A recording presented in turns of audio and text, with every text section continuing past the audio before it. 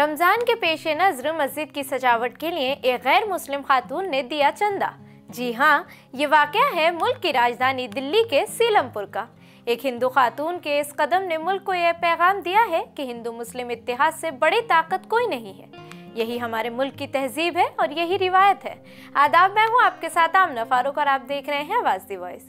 आपको बता दें कि इस वाक़े की वीडियो सोशल मीडिया पर खूब वायरल हो रही है। वीडियो में दिखाया गया है कि एक यूट्यूबर मुस्लिम अक्सरियत इलाके में मुसलमानों के रमज़ान की तैयारियों को दिखाने के साथ उनके मसाइल और सियासत पर बातचीत कर रहा है।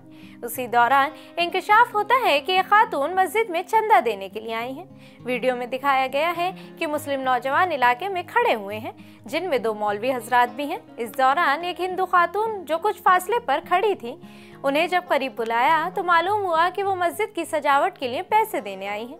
इस दौरान उन्होंने हाथ बढ़ाकर मस्जिद के लिए पैसे दिए, जिसे एक मौलवी साहब ने मुस्कुराते हुए कबूल कर लिया।